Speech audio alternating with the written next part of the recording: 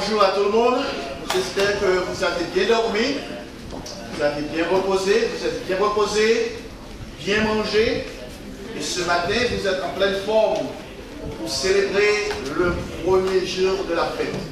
Bon, ça c'est très encourageant, seulement le premier jour, c'est-à-dire que nous avons encore combien de jours? 7 jours pour nous réjouir devant la face de Dieu, notre Père. Frères et sœurs, aujourd'hui, le premier jour de la fête, c'est bon de nous poser une question. Cette question, pourquoi sommes-nous ici? Pourquoi? Si on vous pose cette question, je suis sûr que votre réponse serait, bon, je suis ici pour garder la fête des tabernacles. Mais qu'est-ce que c'est la fête des tabernacles? Pourquoi garder la fête des tabernacles? Pourquoi observer cette fête des tabernacles? Peut-être, vous diriez, c'est parce que Dieu nous a commandé de garder la fête. Oui, Dieu nous a commandé de garder la fête, mais Dieu a un but. Dieu a un plan, non seulement pour nous ici, mais pour toute l'humanité. Quand nous regardons le monde autour de nous, quand nous voyons ce qui se passe à travers le monde, la misère, la souffrance, le désarroi, la confusion, il faut qu'il y ait un changement. Même les gens qui n'ont aucune notion de la vérité se posent des questions. Ils se posent des questions, ils se disent, mais qu'est-ce qui se passe? Il faut qu'il y ait un changement. Mes frères et sœurs bien-aimés, c'est que dans la parole de Dieu, nous avions appris que le Christ, Jésus-Christ, était venu sur la terre. Il nous a enseigné une nouvelle vie de vivre. Ce qu'on pourrait dire un nouveau style de vie. Nous avions appris le nouveau style de vie de Jésus-Christ. Jésus-Christ nous a dit qu'il nous a tout révélé de son Père. Il a tout appris de son Père qui est le Dieu Tout-Puissant, celui qui a tout créé. Et Jésus-Christ nous a enseigné sa voie. Frères et sœurs bien-aimés, nous savons que le jour viendra, Jésus-Christ reviendra avec gloire et puissance. Il va changer la course de ce monde. Il va changer la façon que les hommes sont en train de vivre. Et il va bannir complètement la souffrance, le désarroi, la confusion. Tout ce que nous sommes témoins aujourd'hui. Mes frères et sœurs bien-aimés, Dieu pense aussi à nous. Parce que le Christ ne va pas faire ce travail de par lui-même. Il nous a appelés dans son Église. Il nous a révélé sa connaissance. Voilà pourquoi nous sommes ici. Dieu nous a appelés. Nous avons décidé de nous repentir. Nous avions décidé de nous faire baptiser. Et nous avions reçu le don du Saint-Esprit de Dieu, qui est un dépôt de Dieu lui-même. Nous avons quelque chose en nous que le monde n'a pas, comme nous l'avions entendu dans la sermonette ce matin. Mes frères et sœurs bien-aimés, nous devrions être reconnaissants d'être ici. Nous devons être très reconnaissants vers Dieu pour son appel, pour la révélation de sa connaissance et aussi de visionner notre travail, le travail que nous ferons dans le monde de demain avec notre frère aîné qui est Jésus-Christ. Mes frères et sœurs, comme je vous l'ai dit, nous avons un grand privilège d'avoir la connaissance, cette bonne connaissance, cette grande connaissance, de savoir que le Christ reviendra dans sa gloire pour établir toutes choses et nous serons membres de la famille divine. Nous serons comme lui. Nous serons les enfants de Dieu, le Dieu suprême de l'univers. Parfois on se demande, mais pour changer toutes choses, il faut avoir de la puissance. Il faut avoir quelque chose de spécial. Mes frères et sœurs, vous êtes spéciaux. Et nous allons voir ça. Si vous pouvez ouvrir votre Bible et vous reporter à Hébreux, chapitre 2. Hébreux, chapitre 2. Et nous allons commencer au verset 5. Au verset 5 jusqu'au verset 14. Hébreux, chapitre 2, verset 5 à 14. Lisons. En effet, ce n'est pas à des anges que Dieu a soumis le monde à venir dont nous parlons. Or, quelqu'un a rendu quelque part ce témoignage. Qu'est-ce que l'homme pour que tu te souviennes de lui? Nous avions appris ça ce matin dans la sermonnette, que l'homme a une potentialité vraiment grandiose. Et nous, ici, dans cette salle, Dieu a jugé bon de nous appeler et a partagé avec nous la grande connaissance. Continuons. Ou le Fils de l'homme pour que tu prennes soin de lui. Tu l'as abaissé pour un peu de temps au-dessous des anges. Tu l'as couronné de gloire et d'honneur. Tu as mis toutes choses sous ses pieds. En effet, en lui soumettant toutes choses, Dieu n'a rien laissé qui ne lui soit soumis. Cependant, nous ne voyons pas encore maintenant que toutes choses lui soient soumises. Mais celui qui a été abaissé pour un peu de temps au-dessous des anges, Jésus, nous le voyons couronné de gloire et d'honneur à cause de la mort qu'il a soufferte. Ainsi, par la grâce de Dieu, il a souffert la mort pour tous. Il convenait, en effet, que celui pour qui et par qui sont toutes choses et qui voulait conduire à la gloire beaucoup de fils est élevé à la perfection par les souffrances, le prince de leur salut. Car celui qui sanctifie et ceux qui sont sanctifiés sont tous issus d'un seul. C'est pourquoi il n'a pas honte de les appeler frères. Lorsqu'il a dit, j'annoncerai ton nom à mes frères. Je t'ai célébré au milieu de l'assemblée. Mes frères et sœurs, ça c'est très très très profond. Quand nous comprenons vraiment la signification, l'importance de notre appel pour devenir membre de la famille de Dieu, nous pouvons dire que Jésus-Christ est notre frère aimé. Essayons un moment de penser à Jésus-Christ lui-même. Il est, dès le début, il a été présent au commencement avec son papa. Il a tout créé. C'est lui qui a été là lorsque Dieu a dit, faisons l'homme à notre image et à notre ressemblance. Il était là. C'est lui qui a créé la mer, les eaux, les animaux. Comprenons cela. Et maintenant, nous pouvons dire qu'un jour, nous serons comme lui. Nous aurons la même puissance qu'il a maintenant. Continuons. Ainsi donc, puisque les enfants participent au sang et à la chair, il a également participé lui-même, afin que par la mort, il rende impuissant celui qui avait la puissance de la mort, c'est-à-dire le diable. Ainsi, il délivre tous ceux qui, par crainte de la mort, étaient toute leur vie retenus de la servitude. Mes frères et sœurs,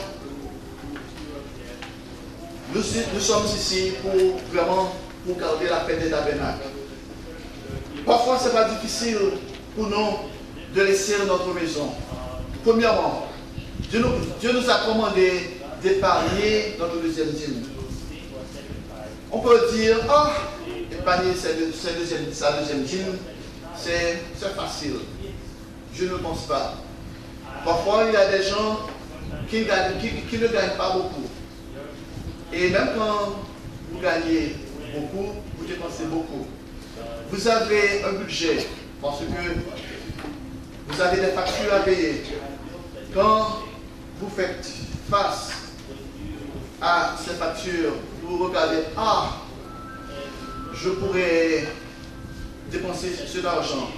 Mais non, cet argent n'est pas à moi.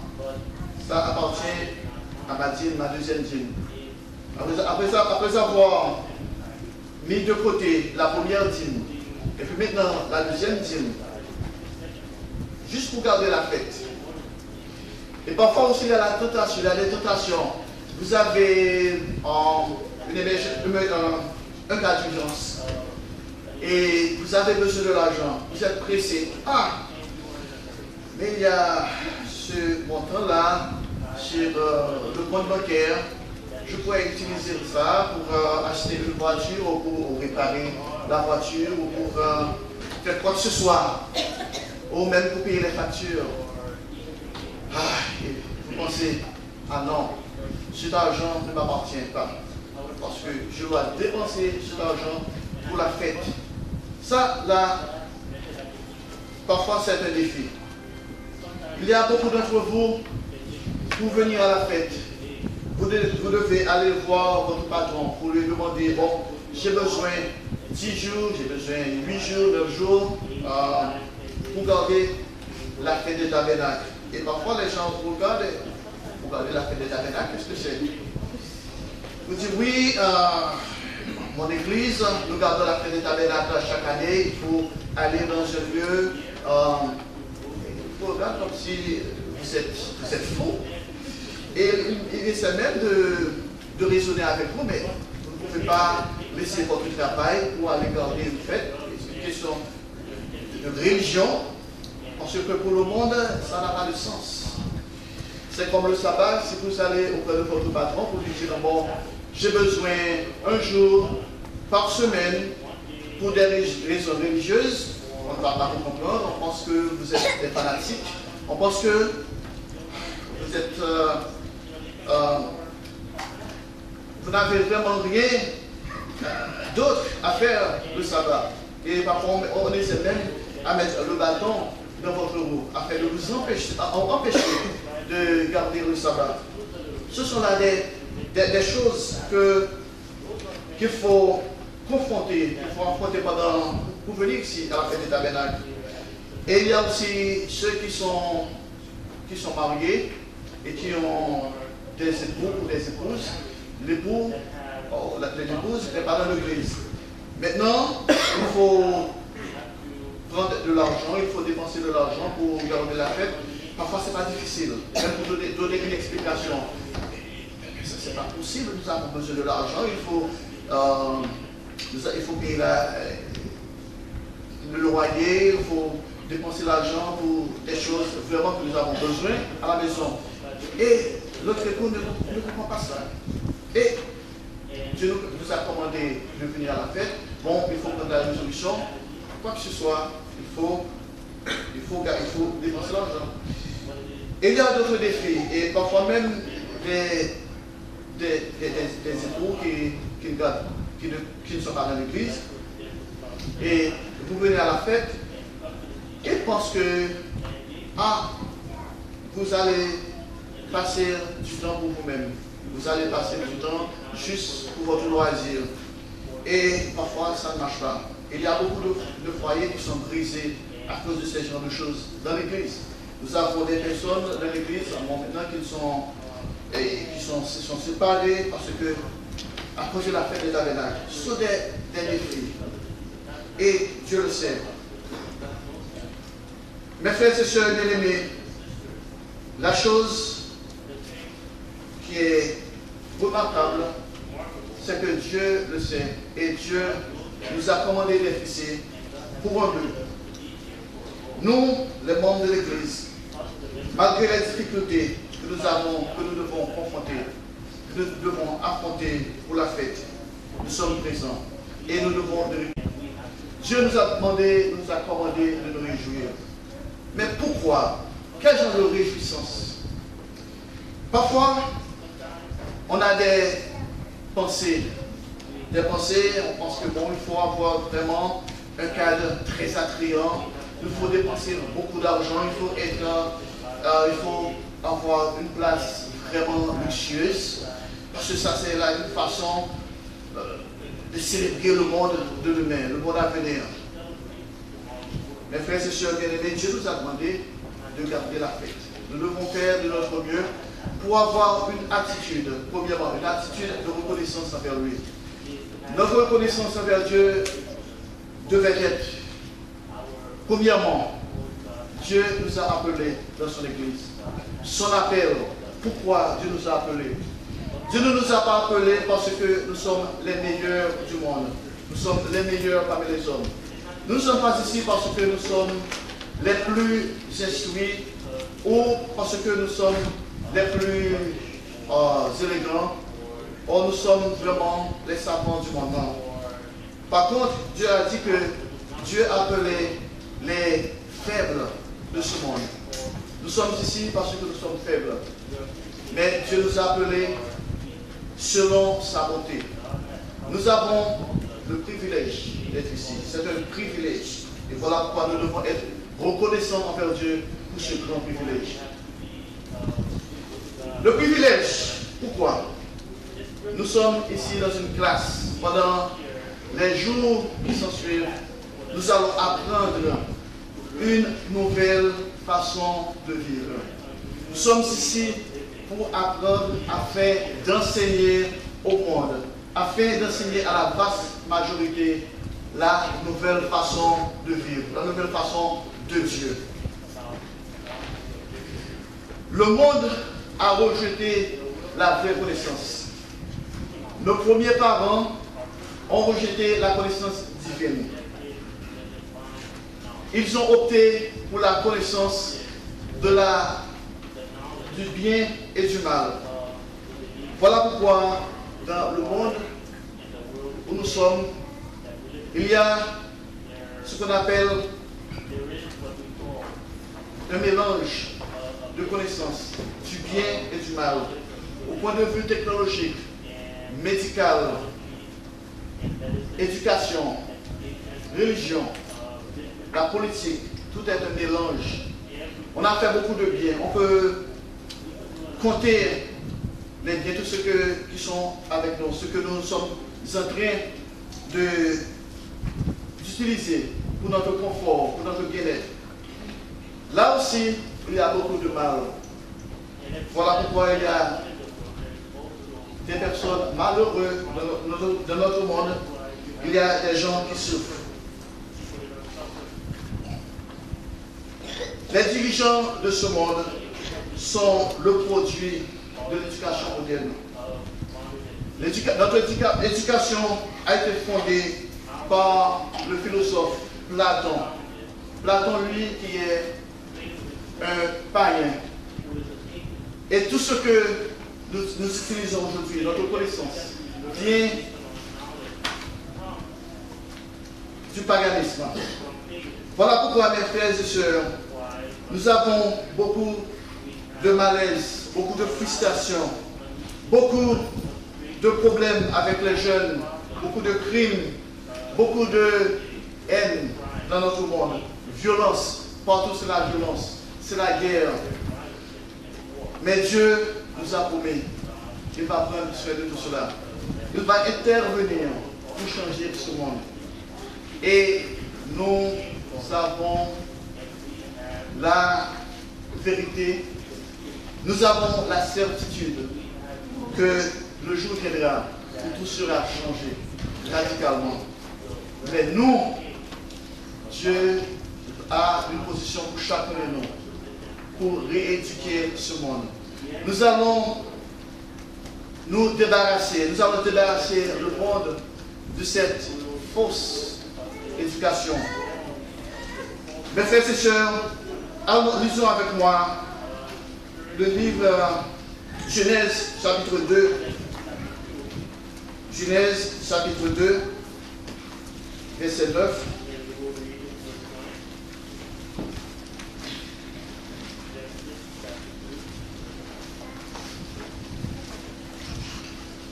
Genèse chapitre 2, verset 9.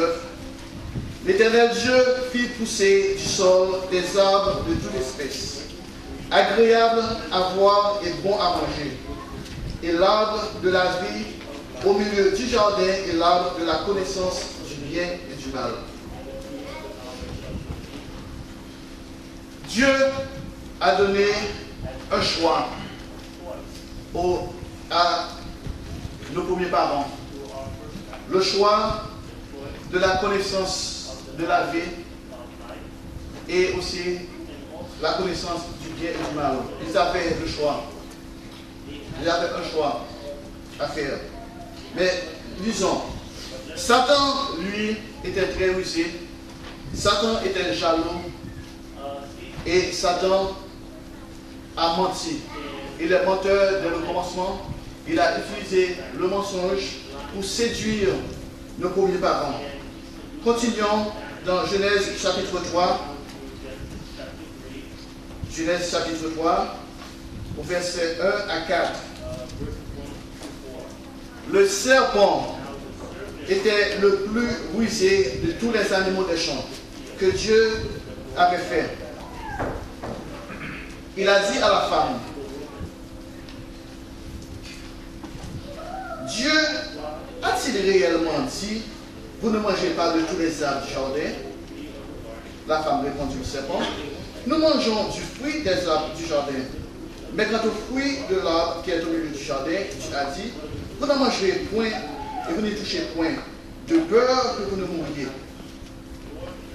Alors le serpent dit à la femme, vous ne mourrez point, mais Dieu sait que le jour où vous en mangerez, vos yeux s'ouvriront et que vous serez comme Dieu, connaissant le bien et le mal.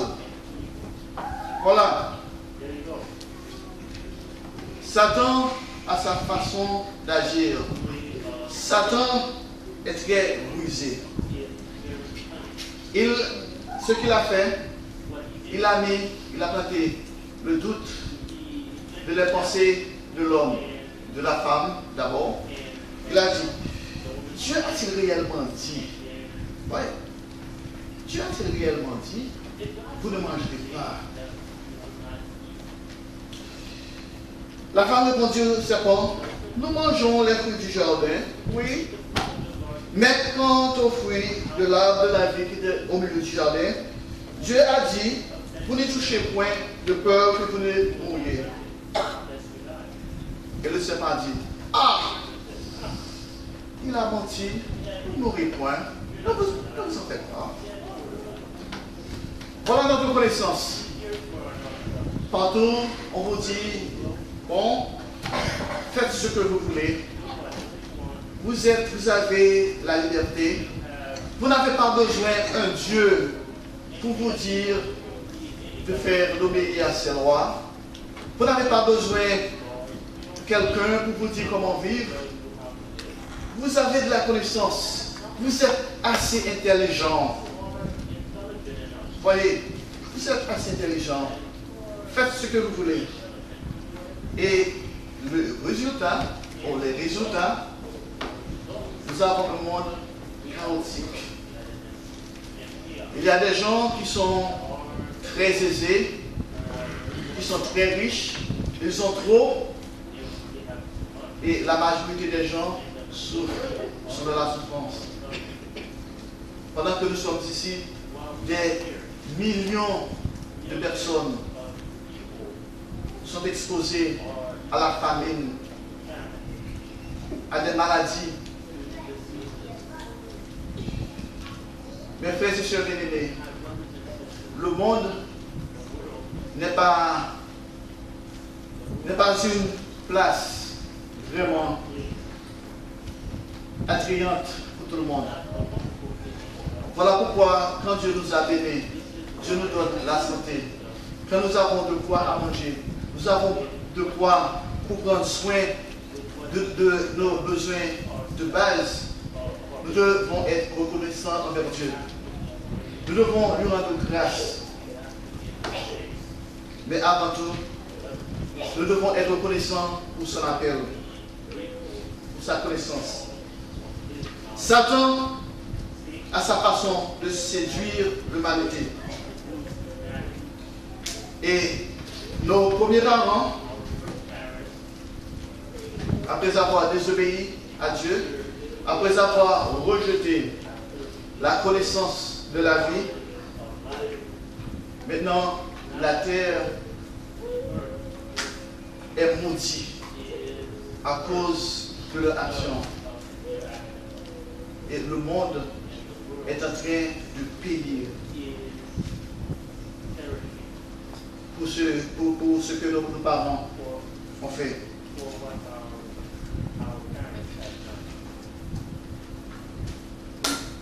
Satan a fait de son mieux pour assassiner le caractère de Dieu, en disant que Dieu a menti, parce que Dieu sait que le jour où vous mangez ce fruit, vos yeux s'ouvriront, vous aurez la connaissance, vous serez comme lui. Il y a la connaissance du bien et du mal.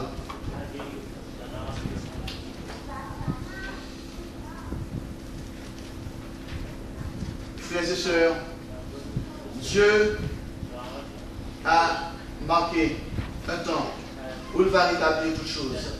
Il va bannir la mauvaise connaissance, la connaissance du bien et du mal. Satan sera enchaîné pour 1000 ans. En ce temps-là, le monde apprendra la vraie connaissance. Et nous aurons cette opportunité d'enseigner aux gens, enseigner à nos voisins, d'enseigner à nos parents ce que c'est la vérité, la vraie vérité venant de Dieu. En ce temps-là, nous serons comme lui, nous serons comme le Christ. Nous aurons la puissance. Nous n'aurons pas ce corps physique, ce corps qui, parfois, qui nous dit, ah, nous sommes fatigués, nous sommes malades, nous avons de la douleur, il faut nous reposer. En ce moment-là, nous serons partout. Et ce matin, j'aurais aimé de prendre un peu de temps pour dialoguer avec vous. Comment nous aurons à travailler avec les gens de ce monde. Le genre de vie que nous aurons à les enseigner. Le sabbat dernier, nous avions célébré le jour des expiations. Le jour des expiations marque le moment où Satan sera lié. Satan sera lié pour 1000 ans. Satan, lui, il est l'accusateur de nos frères. Comme nous l'avions appris dans le livre de l'Apocalypse. Satan nous accuse jour et nuit devant Dieu. Satan est jaloux de nous. Satan sait notre potentialité. Satan sait ce qui nous attend dans les jours qui viennent. Notre futur est brillant. Nous serons fils de Dieu. Satan, lui, il a perdu sa qualification. Jésus-Christ, lui, il est ressuscité. Il va régner sur le monde en tant que roi et nous serons avec lui en tant que roi. Il sera le roi et nous serons aussi des rois. Aujourd'hui, nous sommes ici pendant 7 jours pour célébrer la fête des tabernacles. Dieu nous a révélé cette fête. Dans les fêtes annuelles, nous avons la connaissance, nous recevons la connaissance du plan divin. Aujourd'hui, le premier jour de la fête des tabernacles représente le millénium. Pendant ce temps, nous aurons la gloire, nous aurons la puissance d'éduquer le monde de la voie divine. Lisons avec moi Ésaïe chapitre 11, verset 9. Dans Ésaïe chapitre 11, verset 9.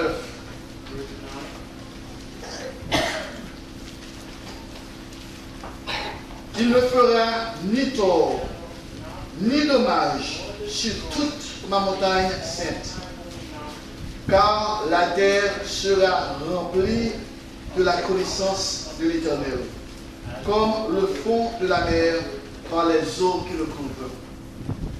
Voilà ce que sera le monde. Tout le monde apprendra la vraie foi de Dieu. Par contre, il y aura un nouveau style de vie. La connaissance de Dieu sera partout. Aujourd'hui, si vous allez peut-être au dehors, vous allez voir les gens qui travaillent et ils nous regardent. Ah, ces gens-là, ils habillent, ils sont très habillés, ils sont très élégants, ils se réunissent. Mais peut-être, que font-ils? Ils ne le savent pas. Ils pensent que nous avons une réunion, une conférence. Et s'ils savaient que nous parlions comment nous allons changer le monde, mais changer le monde, sont-ils des politiciens? Et qui sont ces gens ils vont enseigner le monde? Sont-ils des éducateurs? Et pour vous dire, frères et sœurs, oui, nous sommes des éducateurs. Oui, nous sommes les futurs dirigeants de ce monde.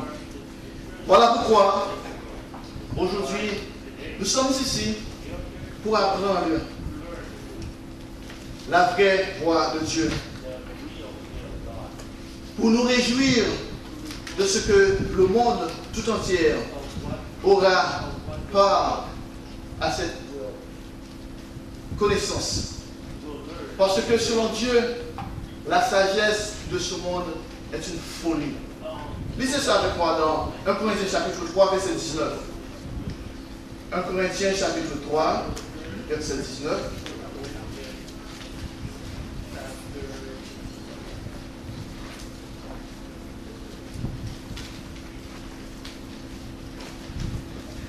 Nous pouvons même commencer au verset 16. 1 Corinthiens chapitre 3, verset 16. Ne savez-vous pas que vous êtes le temple du Saint-Esprit et que l'Esprit de Dieu habite en vous? Si quelqu'un détruit le temple de Dieu, Dieu le détruira, car le temple de Dieu est saint. Et c'est que vous êtes. Que nul ne s'abuse lui-même. Si quelqu'un parmi vous pense être sage selon ce siècle, il devienne fou, qu'il devienne fou, afin de devenir sage. Car la sagesse de ce monde est une folie devant Dieu, aussi est-il écrit. Il prend les sages dans leur ruse. Quelle que soit la somme de notre connaissance, quel que soit le degré de notre connaissance, même si nous avons toute la connaissance de ce monde, nous avons un doctorat, nous avons une philosophie, la philosophie de docteur, quoi que ce soit, nous sommes ignorants devant Dieu. Notre connaissance ne vaut rien. La connaissance des savants du monde, des hommes de science, ne vaut rien devant Dieu. Dieu appelle cela la folie. Voilà pourquoi nous devons nous humilier complètement devant Dieu et de lui dire, Dieu, instruis-moi. Nous avons besoin de ta connaissance. Dieu dit que la sagesse de ce monde est une folie. Mais nous avons reçu le Saint-Esprit de Dieu qui nous donne accès à la vraie connaissance. Et le jour viendra, nous aurons aussi à transmettre cette connaissance aux hommes de ce monde. Voilà pourquoi nous sommes ici pour nous réjouir. Voilà pourquoi nous sommes joyeux devant Dieu. Il est vrai que Dieu nous a bénis avant toute chose. Il nous a donné un beau temps, un temps magnifique. Nous avons de belles plages, nous avons beaucoup à manger, nous avons un cadre vraiment attrayant. Nous sommes reconnaissants. Mais mes frères et sœurs, la raison pour laquelle nous sommes ici, c'est pas seulement pour bénéficier les choses matériel, mais aussi, mais avant tout, pour célébrer le monde de demain. Le millénium, lorsque Satan sera allié, lorsque les hommes diront, allons à Jérusalem, allons entendre les oracles de Dieu, allons pour recevoir la vraie connaissance. Aujourd'hui, le monde ne sait rien en ce qui a trait à Dieu. Même les gens qui pensent qu'ils savent quelque chose en matière de religion, ils ne le savent pas. Comme nous l'avions entendu hier soir pendant le message d'ouverture inaugurale du docteur Médic. Il nous a dit que les gens sont déçus et ne le savent pas. Ils sont déçus par Satan le diable. Satan ment dès le début. Il commence à mentir. Dans la politique, il n'y a pas de... On ne peut pas s'entendre. Même là où il y a vraiment, on pense qu'on est civilisé. Là, on dit que bon, nous sommes les meilleurs, nous sommes les plus civilisés. Ça ne marche pas. Ils mentent pour recevoir les fautes des autres. Ils mentent pour faire les choses à leur façon. Il n'y a pas un gouvernement parfait dans ce monde.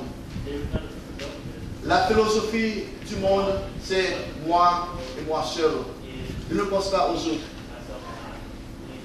Partout où on va, c'est l'égoïsme. C'est la compétition. C'est la convoitise. C'est la jalousie. L'envie. Ce sont là les fruits de notre connaissance que Satan a inoculés dans nos pensées.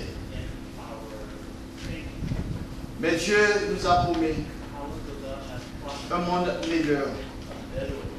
Et nous avons maintenant ce privilège d'apprendre comment éduquer, comment rééduquer ce monde. Mes frères et sœurs bien-aimés, je pense que, et je sais que vous avez été témoins dans votre vie des situations vraiment difficiles. Parfois, vous vous posez des questions. Mais y a-t-il une alternative? Vous aimeriez faire quelque chose d'autre afin de remplacer le système, mais vous êtes impuissant. Mais Dieu nous a promis, nous aurons de la puissance. Parce que nous serons comme son Fils. Aujourd'hui, il n'y a pas de sécurité. Vous ne pouvez même pas marcher dans les rues. Parce qu'on voit à la télévision, parfois il y a certains endroits, si vous marchez, les gens vous attaquent. Même si quand vous êtes innocent. Dans le monde de demain, on n'aura pas ça. Il y aura de la sécurité pour tout le monde. Dans le monde de demain, nous serons vraiment des protecteurs, parce que nous aurons l'habilité de protéger les gens. Nous aurons l'habilité de les dire, ok, marchez à droite ou marchez à gauche. Imaginez un monde là où tout le monde est heureux. Partout où vous allez, il y a un sourire sur les visages. Tout le monde est heureux. Tout le monde est satisfait. Avec une vie vraiment radiante. Une vie heureuse. La paix partout. Une vie parfois quand vous marchez dans les rues. La musique. La bonne musique. Partout où vous allez, les gens sont très positifs. Partout où vous allez, on ne parle plus de guerre. Parfois, c'est vraiment triste, c'est vraiment écœurant quand vous regardez la télévision pour voir comment les gens perdent leur vie. Il y a des situations vraiment pénibles, même à regarder. Parce que je me rappelle la semaine dernière, non, c'était 2 semaines de cela, On montre à la télévision des gens qui ont été tués par des armes chimiques, des armes biologiques en Syrie. C'était vraiment triste de voir des petits enfants en train de gigoter, en train d'essayer de survivre, de combattre pour leur vie. Mais en dépit de tout ça, ça va marcher. Il y a des dictateurs partout dans notre monde qui ne soucient qu'à leur pouvoir. Ils détruisent les gens. Ça ne dit rien de détruire les gens, de détruire la vie. Pour eux, la vie ne dit rien. Aujourd'hui, le monde, sous l'influence de Satan, ne fait que mentir. Les dirigeants, comme je l'ai dit tout à l'heure, ne font que mentir. Ceux qui sont riches veulent accumuler beaucoup plus de richesses. L'argent n'est jamais suffisant. C'est triste. Maintenant, dans notre monde, nous avons plus milliardaires. Si vous faites le bilan, dans les 20 dernières années, on a beaucoup plus de millionnaires, milliardaires. Mais en dépit de tout cela, ça ne marche pas. On a beaucoup plus de souffrance, plus de misère.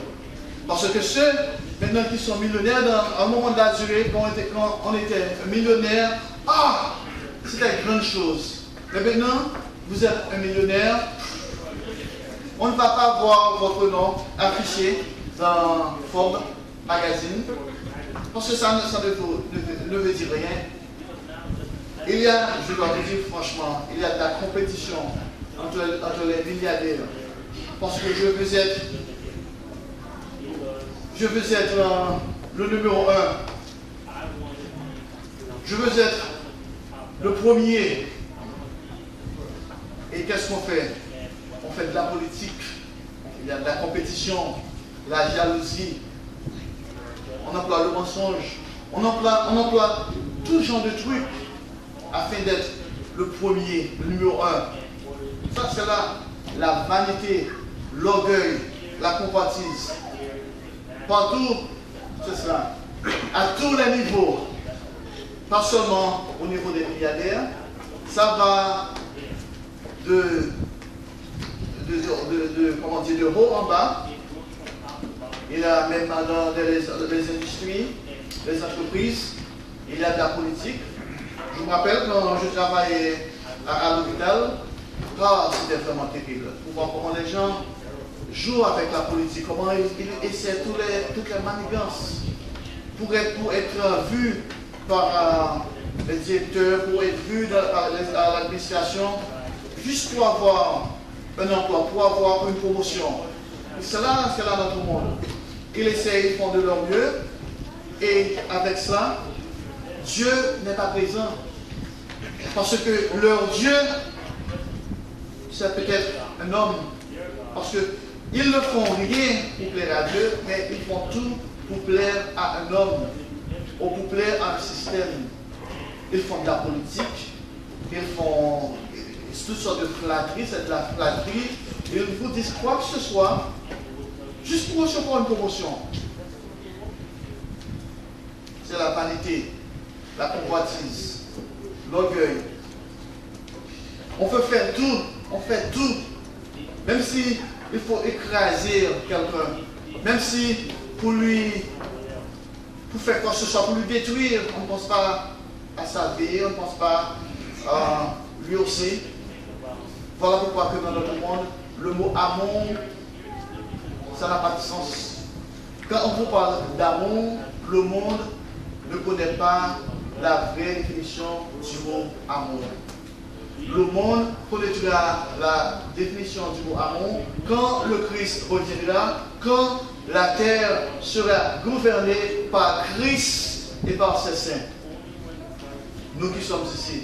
Voilà pourquoi, mes frères et sœurs, aujourd'hui nous sommes ici pour apprendre à vivre dans l'amour. Pour chercher à plaire premièrement à Dieu. Témoigner de l'amour envers Dieu, notre Créateur, notre Père. Et témoigner de l'amour envers notre prochain. Parce que nous savons ce que c'est l'amour. Jésus-Christ nous a défini l'amour. Tout ce que vous voulez que les hommes fassent pour vous, faites de même pour eux. Voilà. Si vous ne voulez pas entendre quelque chose de négatif à votre propos, essayez de votre mieux de ne pas vous exprimer d'une manière négative à propos de quelqu'un d'autre. Ça, c'est l'amour. Si vous voulez faire quelque chose, vous voulez avoir quelque chose pour vous-même, ayez les mêmes sentiments pour quelqu'un d'autre. Ça, c'est l'amour. Nous aurons cette grande opportunité d'enseigner cet amour, l'amour divin au monde, parce que le monde ne connaît pas l'amour. Le vrai amour vient de Dieu. Voilà pourquoi nous apprenons les commandements. Nous apprenons à garder les commandements de Dieu.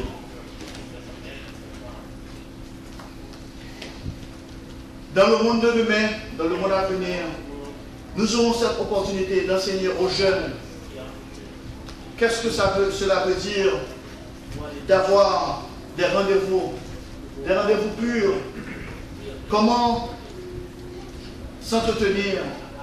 Aujourd'hui, notre monde, les jeunes n'ont pas de direction. Quand vous regardez les jeunes auprès de vous dans le monde, c'est terrible. Ils n'ont pas de respect pour l'autorité. Ils disent quoi que ce soit. Ils n'ont pas de respect pour les personnes âgées. Ils ne savent même pas comment s'habiller. Ils ne savent même pas comment se respecter. Il n'y a pas de respect de soi. Ça n'existe pas dans notre monde. Mais nous aurons cette opportunité d'enseigner aux jeunes de se respecter eux-mêmes, de respecter l'autorité. S'ils ont un rendez-vous, par exemple, si un jeune homme a un rendez-vous avec une jeune fille, comment se comporter, comment s'exprimer, comment gagner le cœur d'une femme. Aujourd'hui, ça ne vaut pas la peine. Aujourd'hui, les jeunes filles n'ont pas la notion de Proverbe 31. Vous savez bien dans Proverbe 31 comment la Bible nous parle d'une femme, les vertus d'une femme, la femme vertueuse. S'il y avait cela, peut-être 40 ans de cela, peut-être 30 ans de cela, aujourd'hui ça a disparu. Les jeunes filles dans le monde le savent bien. Voilà pourquoi il y a beaucoup de jeunes, et c'est triste. Je me rappelle une jeune fille âgée de 13 ans qui portait un bébé. Elle portait un bébé, une jeune fille âgée de 13 ans. Dieu nous a donné une maturité pour pouvoir avoir une famille. Avant d'avoir une famille, il faut avoir cette maturité. Comment élever des enfants? Comment peut-on élever, éduquer un bébé, un enfant, quand on ne sait même pas, on n'a même pas l'éducation nous-mêmes, soi-même? C'est triste. Et ça, c'est ce qui se passe dans notre monde. Des jeunes filles qui deviennent enceintes sans même avoir la notion comment élever, comment éduquer un enfant. Il y a des jeunes hommes qui n'ont pas aucune notion comment ce que c'est être un père. Et cependant, là, ils ont des rapports sexuels, ils ont des bébés. Et maintenant, qu'est-ce qu'on a? De la misère, c'est parce que ça c'est un siècle vicieux. On n'a pas de quoi pour prendre sur de l'enfant. Le papa, lui, il n'est pas là. Bon, il ne sait même pas qu'il est le papa d'un enfant. Parce que la plupart du temps, la jeune fille est abandonnée, toute seule. Dans le monde de demain, nous aurons cette opportunité, cette grande opportunité de rééduquer les jeunes filles, les jeunes hommes. Et ça, cela sera notre tâche, mes frères et sœurs. Partout, ce sera, les jeunes filles seront, comme c'est écrit dans Proverbe 31, des femmes vertueuses. Nous lisons dans dans Proverbe 31, verset 30, pour qu'on lise ça. Allons avec moi dans Proverbe, le livre des Proverbes, chapitre 31 et verset 30.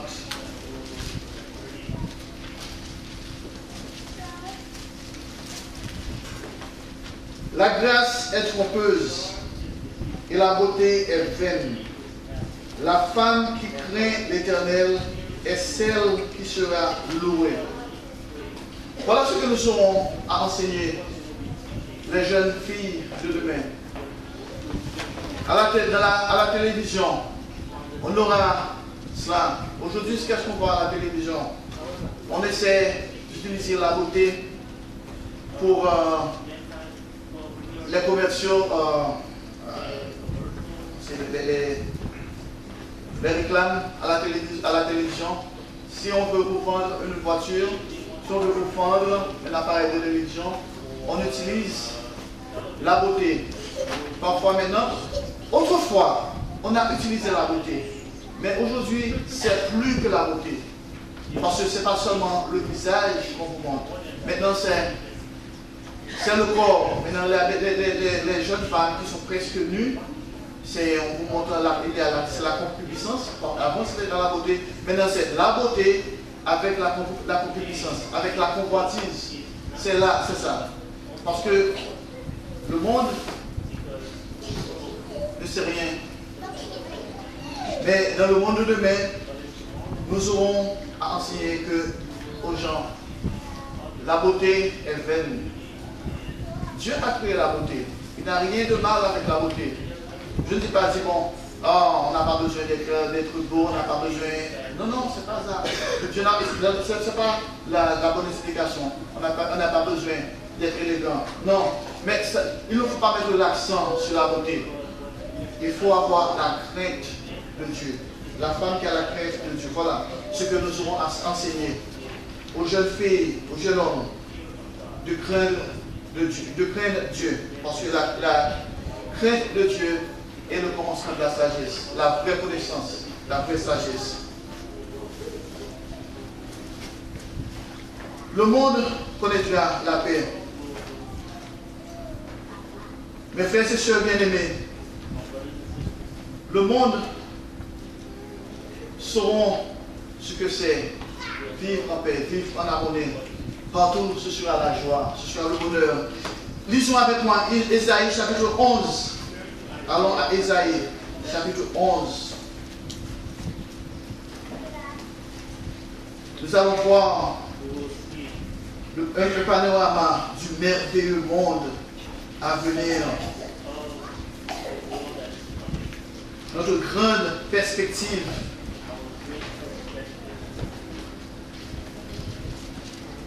Commençons au verset 1. Ésaïe chapitre 11, verset 1. Puis un rameau sortira du tronc d'Isaïe, et un rejeton naîtra de ses racines.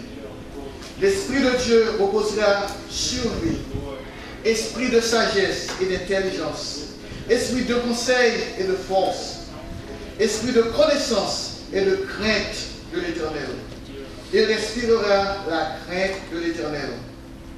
Il ne jugera point sur l'apparence. Il ne prononcera point sur un oui-dire.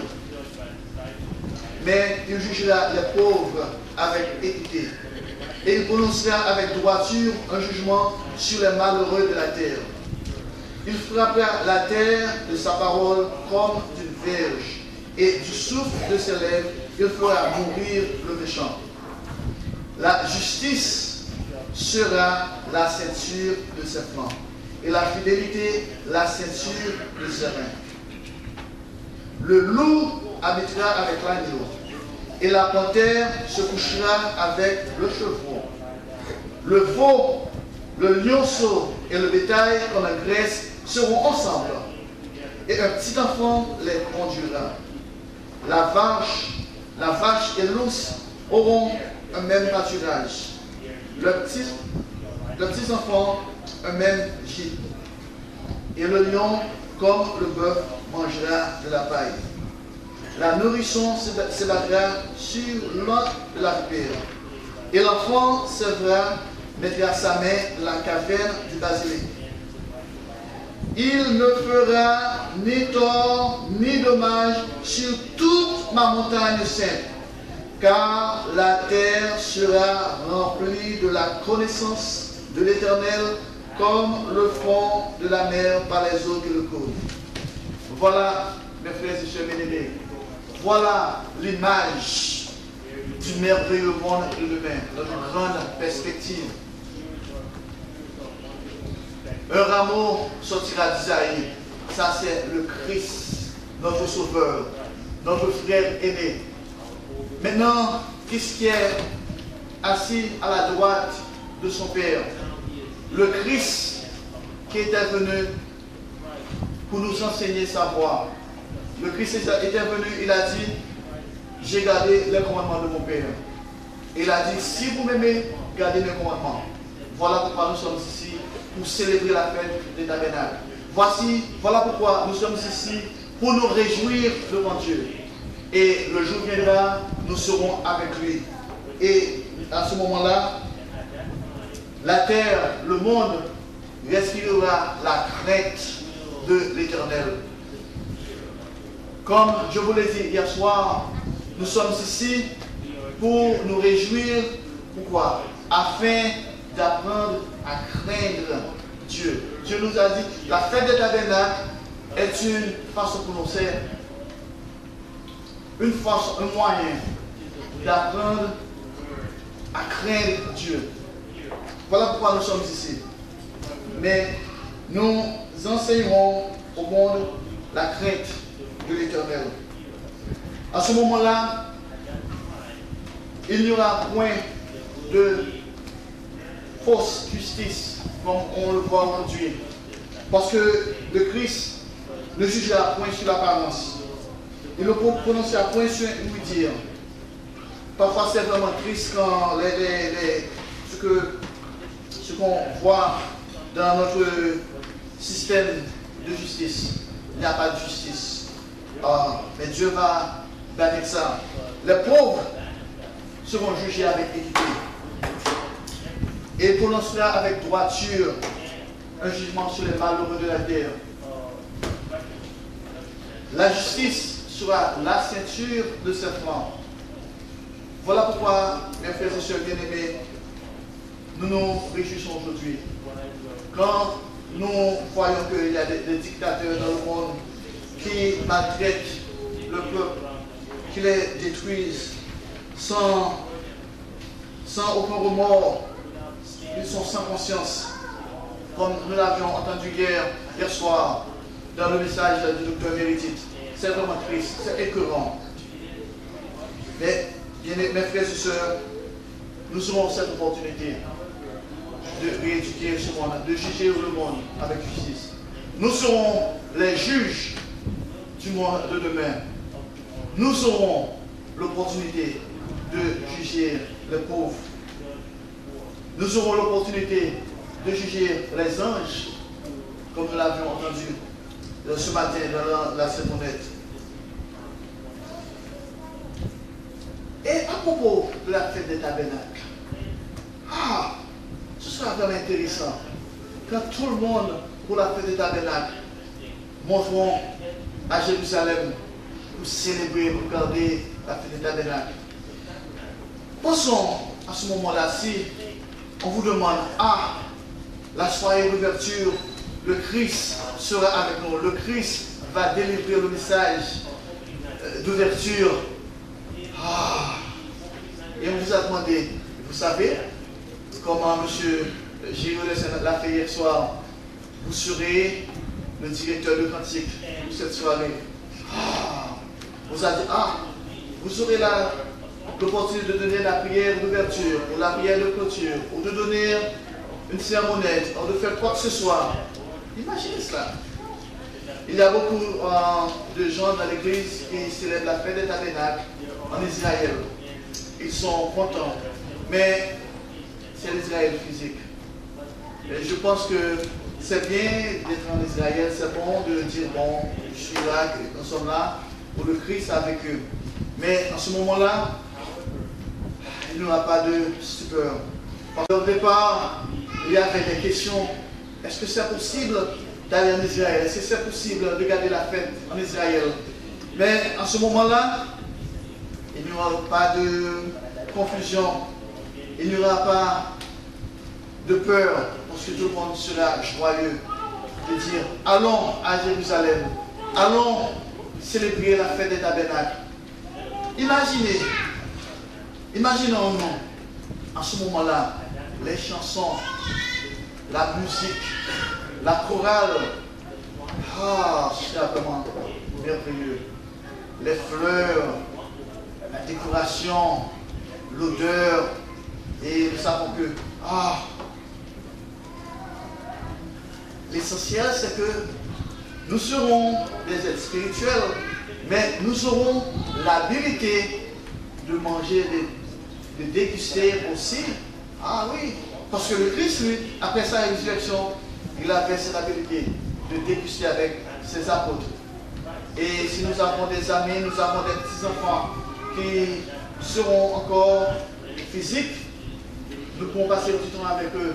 Nous pourrons dire, mon petit enfant, vous me rappelez, c'est grand-papa. Nous sommes ici ensemble, nous allons garder la fête des tabernacles. Nous allons avoir un déjeuner ensemble. Ce sera merveilleux. Le bon de demain, la fête des tabernacles. En ce moment-là, aujourd'hui, nous sommes ici, en train de nous réjouir. Mais au dehors, il y a des gens qui travaillent, il y a des gens qui souffrent, il y a la misère. Il n'y aura pas ce genre de choses. Tout le monde sera joyeux. Nos voisins, nos voisines, nos parents, nos amis dans le monde, tous seront ensemble pour célébrer la fête des tabernacles. Avec quelle joie, quel bonheur. Et nous serons là pour les enseigner. Et ils vous demanderont, vous gardiez la fête des tabernacles, vous serez là? Oh oui, je savais cela. Je savais cela. Mais ne vous en faites pas. Nous sommes ici. Vraiment, c'est merveilleux. Et peut-être, en ce moment-là, David sera là pour peut-être faire un sermon, peut-être faire une sermonnette. Nous serons avec nous peut-être Jacob, peut-être Moïse, peut-être l'apôtre Paul, l'apôtre Pierre seront là avec nous. Peut-être nous aurons notre cher, tout près de l'apôtre Paul ou l'apôtre Pierre, peut-être Étienne. Étienne, c'est vous? Ah oui! Maintenant, je suis dans le roi. Vraiment. Et à ce moment-là, ce ne sera sûrement pas pendant 1000 ans, mais pour toute l'éternité. Frères et sœurs bien-aimés, c'est difficile de comprendre, de mesurer ce genre de choses dans notre pensée, parce que nous sommes encore physiques. Mais une seule chose, nous avons la foi.